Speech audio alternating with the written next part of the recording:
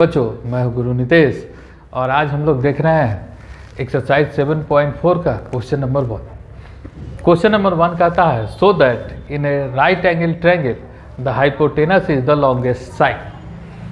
है ना, कहता है कि अगर एक राइट एंगल ट्रायंगल है ना, ये अगर एक राइट एंगल ट्रायंगल है ए बी सी, जहाँ बी जो है वो 90 डिग्री है, तो आपको यह प्रूफ करना है कि 90 डिग्री के सामने वाला कोण, मतलब इसको बोलते हैं हाइपोटेनस, ये जो है यह सबसे बड़ा साइड है।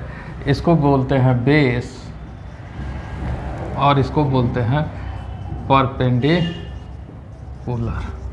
ठीक है, अब पता होगा, है ना। और इसी में पाइथागोरस थ्योरम भी लगता है। क्या होता है पाइथागोरस थ्योरम? तो h² बराबर होता है p² प्लस b², यही पाइथागोरस थ्योरम भी होता है। चलिए सवाल में हम लोग आते हैं। कहता है कि in a right angle triangle the hypotenuse is the longest side. तो आपको पता है कि ट्रायंगल में, है ना, ट्रायंगल के तीनों कोनों का योग angle A plus angle B plus angle C equals to 180 degree. ठीक है, आपको ये भी पता है कि ये राइट एंगल ट्रायंगल है बी पे, तो बी बराबर 90 डिग्री, तो इसका मतलब angle A plus 90 degree plus angle C equals to 180 degree. इसका मतलब angle A plus angle C equals to 180 minus 90 degree. इसका मतलब angle A plus angle C equals to 90 degree. अब इससे हमको क्या मिलता है कि हमको पता है ना, कि जो बड़ा एंगल होता है उसके अपोजिट साइड में जो साइड होता है वह बड़ा साइड होता है, और जो छोटा एंगल होता है उसके अपोजिट में जो साइड होता है वो छोटा होता है। कि इन दोनों कोनों का योग, है ना, 90 डिग्री है और ये अकेला 90 डिग्री है, तो ऑब्वियस सी बात है इसके अपोजिट में जो साइड होगा वो लार्जेस्ट साइड होगा। तो इसके अपोजिट में कौन सा साइड है? तो इसके अपोजिट में हाइपोटेनस है, तो हाइपोटेनस क्या होगा? लार्जेस्ट साइड होगा। चूँकि angle B equals to 90 degree है ना, तो क्या लिखेंगे हम लोग? Side opposite to the angle is greater, है ना। और ये हो गया हेंस प्रूव्ड, और यही आपको क्वेश्चन नंबर 2 कहता है इन फिगर 7.48, ये जो फिगर दिया हुआ है यही 7.48 है आपके बुक में। Side A B and A C are of a triangle A B C. A B और ए सी जो है इस ट्रायंगल ए बी सी का साइड है ना। A B and A C of triangle A B C are extended to point P and Q. इसको P और Q तक एक्सटेंड किया जाता है ना। AB को P तक और AC को Q तक एक्सटेंड किया जाता है। ऑल्सो एंगल PBC, ये जो एंगल है यह छोटा है एंगल QCB से, ये एंगल छोटा है इस एंगल से, है ना। तो so that AC is greater then AB। तो हम लोग को प्रूफ करना है कि AC है ये AB से बड़ा है ना। ये AC है ये बड़ा है इससे AB से, है ना। तो जो हम लोग पिछले क्वेश्चन में कंसेप्ट लगाए थे वही कंसेप्ट लगाएंगे। यहाँ क्या है कि गिवन है, आपको गिवन है कि angle PBC less than angle QCB। ठीक है, हमको पता है कि angle PBC plus angle CBA equals to 180 degree. ठीक है, तो इसका मतलब हम अगर निकालेंगे एंगल CBA तो ये हो जाएगा 180 डिग्री माइनस एंगल PBC। इसको हम इक्वेशन 1 मान लेते हैं। इसी तरह से angle QCB plus angle BCA equals to 180 degree. क्यों? क्योंकि ये स्ट्रेट लाइन का एंगल दोनों कोनों का योग 180 डिग्री होता है, तो ये दोनों जोड़ने पर भी 180 डिग्री होगा, ये दोनों जोड़ने पर भी 180 डिग्री होगा। तो एंगल बी सी ए बराबर 180 degree minus angle Q C B. इसको हम लोग इक्वेशन सेकेंड मान लेते हैं। अब बताइए एंगल सी बी ए बड़ा होगा कि एंगल बी सी ए बड़ा होगा? आपको पता है कि एंगल क्यू सी बी बड़ा है, तो ये बड़ा है तो यह 180 डिग्री में से घटेगा, तो ये जो बचेगा ये छोटा एंगल होगा, और ये एंगल छोटा है तो ये 180 डिग्री में से घटेगा, तो ये इसका मतलब ये बड़ा होगा। तो इसका मतलब from first and second angle C B A है ना is greater than angle B C A, और सी बी ए है ना सी बी ए बड़ा होगा एंगल बी सी ए से। और आपको यह भी पता है कि जो एंगल के अपोजिट का जो साइड होता है, अगर ये बड़ा होगा तो साइड बड़ा होगा, और ये छोटा होगा तो साइड छोटा होगा। तो एंगल सी बी ए के अपोजिट में कौन सा साइड है? ए सी, और एंगल ए सी बी के अपोजिट में कौन सा एंगल है? साइड है, तो ये है ए बी। तो इसका मतलब सी बी ए के अपोजिट में है ए सी इज ग्रेटर देन क्या होगा? ए बी, क्योंकि आपको पता है जो एंगल छोटा होगा उसके अपोजिट में छोटा साइड होगा, जो एंगल बड़ा होगा उसके अपोजिट में बड़ा साइड होगा। बस यही आपको प्रूफ करना था, यहाँ लिख देना है हेंस प्रूफ। क्वेश्चन नंबर 3 कहता है कि in figure 7.49 angle B is less than angle A and angle C is less than angle D, so that A D is less than B C, है ना। कहता है ये जो एंगल बी है ये एंगल ए से छोटा है, और ये जो एंगल सी है ये एंगल डी से छोटा है। तो आपको प्रूफ करना है कि ए डी जो है, ये जो है ए डी, यह बी सी से छोटा है, इस बी सी से छोटा है। तो जैसा कि हम प्रूफ करते आ रहे हैं पिछले 2 सवाल से वही काम करेंगे, है ना। आपको पता है कि side opposite to the smaller angle is smaller and side opposite to the greater angle is greater. बस यही एक कंसेप्ट है, इसी को लगाना है। अब दिया हुआ है ना, आपको गिवन है angle B is less than angle A, है ना। ये जो बी है ये छोटा है ए से, तो इसके बी के अपोजिट का साइड कौन सा होगा? ए ओ, है ना। A O is less than इसके सी के अपोजिट साइड कौन सा होगा? B O. बस इससे ये हमको मिल गया। दूसरा हमको दिया हुआ है angle C is less than angle D, है ना। ये जो है इस एंगल से छोटा है, तो इसके अपोजिट में कौन सा साइड है? T O is less than, और इसके अपोजिट में कौन सा साइड है? सी ओ। ये मिल गया आपको सेकेंड।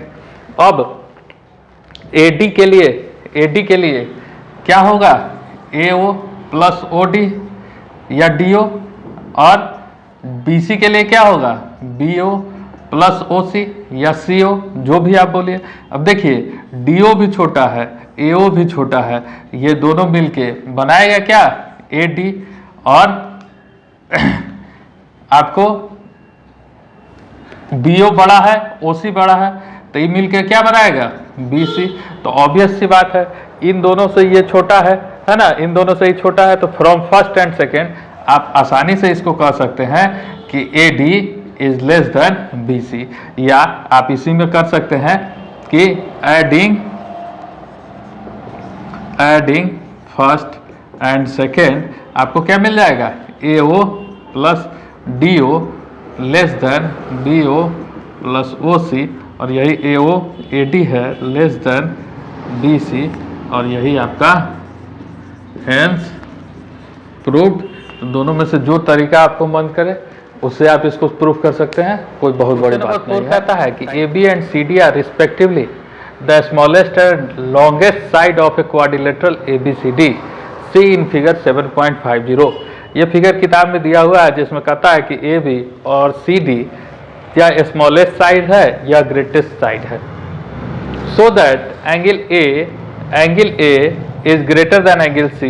ये जो एंगल है इस एंगल से बड़ा है, और angle B is greater than angle D, ये जो एंगल है इस एंगल से बड़ा है। यह आपको प्रूफ करना है ना। तो इसको प्रूफ करने के लिए हम इसमें थोड़ा सा कंस्ट्रक्शन करेंगे।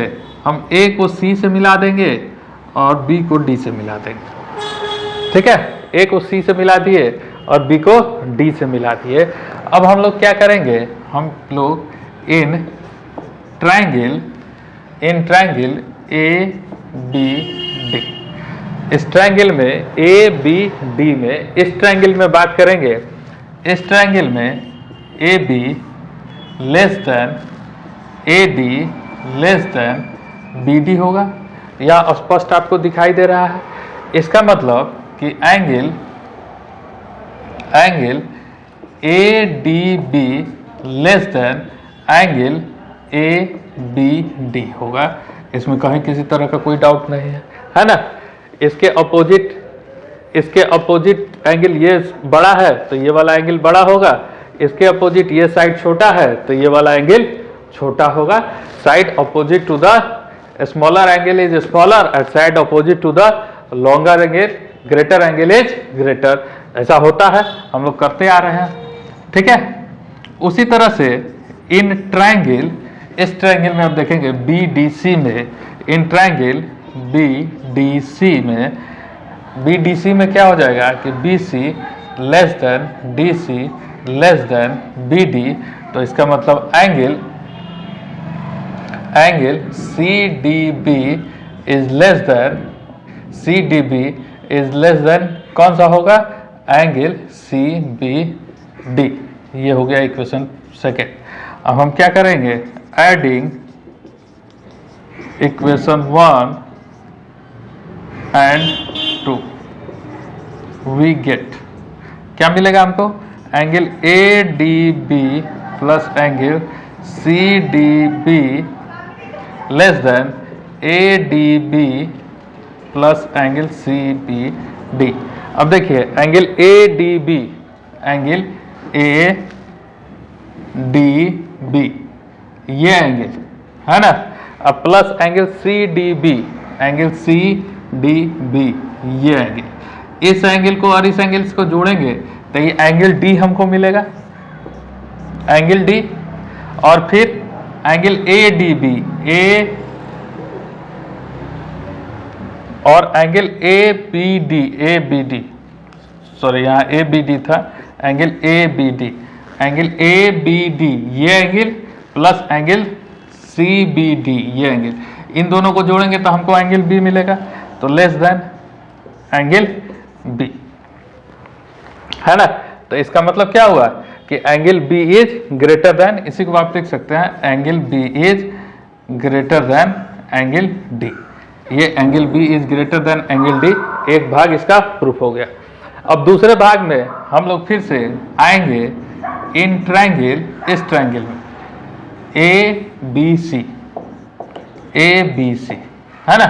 इस ट्रायंगल में क्या होगा कि A B less than B C less than A C, तो इसका मतलब क्या हुआ, A B less than B C less than A C, तो इसका मतलब क्या हो जाएगा कि आपका जो एंगल होगा angle A C B is less than C A B, ये आपका इक्वेशन 3 हो जाएगा। और फिर से हम इन ट्रायंगल ए सी डी में आएंगे तो हम क्या पाएंगे, ए सी डी में आएंगे तो हम पाएंगे कि ए सी है ना less than A D less than D C, तो यहाँ क्या हो जाएगा कि angle D C A is less than angle D C A is less than angle D A C, ये हो जाएगा इक्वेशन 4, है ना।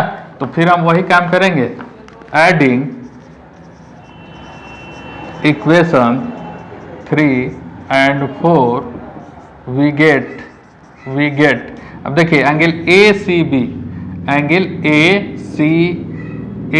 सी बी ये एंगल है ना, और इसमें जोड़ना है हमको D C A, angle D C A, इस एंगल को जोड़ेंगे तो ये एंगल सी हो जाएगा लेस देन, और इस एंगल को angle C A B, angle C A B ये एंगल को जोड़ देंगे एंगल डी ए सी में, डी ए सी इस एंगल में जोड़ देंगे तो यह एंगल ए हो जाएगा, ये एंगल ए हो जाएगा, है ना। तो इसका मतलब angle A is greater than angle C, और यही हमको प्रूव करना था, हेंस प्रूव्ड। बस इतना ही हमको काम। क्वेश्चन नंबर 5 कहता है कि in figure 7.51 P R greater than P Q, है ना। ये पी क्यू आर है ट्रायंगल, जिसमें कहता है कि पी आर, ये जो लाइन है यह इससे बड़ा है ना, ये लाइन बड़ा है ना। पी एस इज बाइसेक्टर, ये जो पी एस है ये बाइसेक्टर है। इसका मतलब क्या होगा कि ये एंगल और ये एंगल आपस में बराबर होगा, ठीक है। पी टी प्रूव दैट कि angle P S are, proof करना है एंगल पी एस आर, ये जो एंगल है इस एंगल से बड़ा है ना। P S are is greater then P S Q, है ना। बस यही काम करना है, तो बहुत आसान है ना। सॉल्व अगर हम लोग इसको करते हैं तो ये बहुत आसान सवाल है। क्यों? क्योंकि हम लोग के पास एक्सटीरियर एंगल का कॉन्सेप्ट है। क्या हुआ है कि P R is greater then P Q, ठीक है। P R is greater then P Q, तो आपको पता है कि अपोजिट एंगल से स्मॉलर एंगल के अपोजिट का साइड छोटा होता है और लार्जर एंगल के अपोजिट का साइड बड़ा होता है।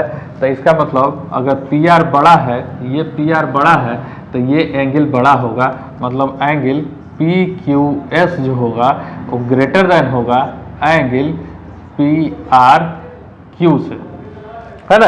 ये एंगल बड़ा होगा इस एंगल से। अब हम लोग आते हैं ट्रायंगल पी क्यू एस में, इसमें हम लोग आते हैं एंगल पी क्यू एस में, तो हम लिखते हैं angle P S R equals to angle S P Q plus angle P Q S, है ना। S P Q plus angle P S Q, ठीक है। और फिर से हम लोग देखते हैं in triangle P S R, है ना। एक्सटीरियर एंगल ये होगा एंगल पी एस क्यू बराबर होगा angle S P R plus angle S P R plus angle P R S, ठीक है। दोनों का एक्सटीरियर एंगल, ये एक्सटीरियर एंगल निकालेंगे तो इन दोनों के जोड़ के बराबर होगा, ये एक्सटीरियर एंगल निकालेंगे तो इन दोनों के जोड़ के बराबर होगा। ये आपको पता है, बहुत अच्छे से पता है ना। इसमें कहीं कोई डाउट नहीं है। इसके अलावा क्वेश्चन में ये दिया हुआ है कि ये बाइसेक्टर है, इसका मतलब कि पी एस बराबर होगा एंगल एस पी आर, है ना। ये भी आपको गिवन है, अब देखिए यहाँ पहला इक्वेशन में, इसको आप पहला इक्वेशन मानते हैं, इसको आप दूसरा इक्वेशन मानते हैं। पहला इक्वेशन में देखिए पी एस आर हम निकाल रहे हैं, एंगल पी एस आर निकाल रहे हैं, तो इसमें क्या है कि S P R Q P S ये जो एंगल है ये आपस में बराबर है ना। और ये एंगल जो है एस पी आर इसमें बराबर है, तो इन दोनों का कोई वैल्यू नहीं है। इन दोनों जब दोनों बराबर है तो इसका कोई मीनिंग नहीं है, इसका कोई मीनिंग नहीं है। जैसे कि अगर मान लीजिए दोनों 30-30 डिग्री का एंगल है, ठीक है, और ये 30 डिग्री का है और ये एंगल भी 30 डिग्री का है ना। दिया हुआ नहीं है, मान लेते हैं क्योंकि बराबर है। आपको पता है पी क्यू एस ये बड़ा है एंगल पी क्यू एस बड़ा है पी आर क्यू से, इस एंगल से। तो जो बड़ा है इसको अगर हम मान ले कि 40 डिग्री का है ना, या 50 डिग्री का है और ये 40 डिग्री का है, तो इन दोनों को जब हम आपस में जोड़ेंगे 50, 30, 80 डिग्री, इन दोनों को जोड़ेंगे तो क्या होगा 70 डिग्री। मतलब जो बड़ा एंगल है उसमें अगर हम जोड़ेंगे किसी भी बराबर एंगल में, तो वो वाला साइड जो होगा वो हमेशा बड़ा होगा, और जो छोटा है, जो जुटा है, उसको अगर जोड़ेंगे तो वो साइड क्या होगा, छोटा होगा। तो इसका मतलब हम कह सकते हैं कि from first and second angle P S are is greater than angle P S Q. आपको यही प्रूफ करना था, हेंस प्रूव्ड। उम्मीद है आपको ये समझ कहता है कि so that all line segment drawn from A given point not on it the perpendicular line segment in shortest, है ना।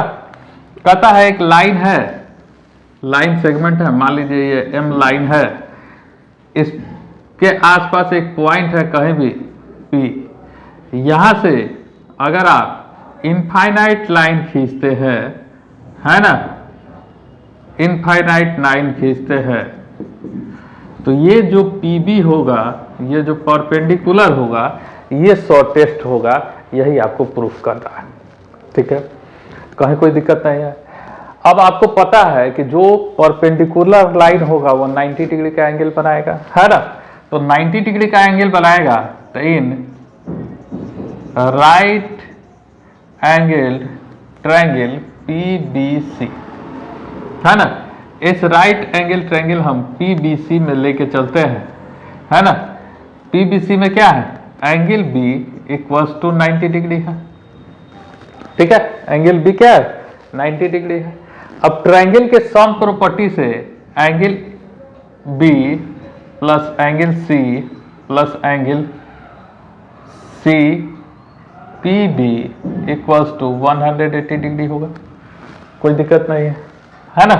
अब ये 90 डिग्री है तो plus angle C plus angle C PB equals to 180 degree होगा। इसका मतलब angle C plus angle C PB equals to 180 minus 90 बराबर 90 डिग्री होगा। मतलब एंगल C और एंगल CPB, एंगल C और एंगल CPB, ये दोनों एंगल का सम, ये दोनों एंगल का सम 90 डिग्री है, ठीक है। इसका मतलब क्या है कि एंगल C भी एक एक्यूट एंगल है और एंगल P भी एक एक्यूट एंगल है। तो इसका मतलब angle C is an acute angle, ठीक है। एंगल C जो होगा वह एक एक्यूट एंगल होगा। अब जब यह एंगल C एक्यूट एंगल होगा और यह 90 डिग्री है, एक्यूट एंगल हमेशा 90 डिग्री से छोटा होता है, तो ये इसके सामने का साइड जो होगा वो क्या होगा, हमेशा छोटा होगा, है ना। तो इसका मतलब PB is less then PC। इसका मतलब क्या हुआ कि जो परपेंडिकुलर है, hence perpendicular line segment is shortest hence proved. बस इतना ही आपको प्रूफ करना था। अगर आप हमारे चैनल पर नए हैं तो चैनल को सब्सक्राइब करें, वीडियो को लाइक करें, कमेंट करें। Thank you.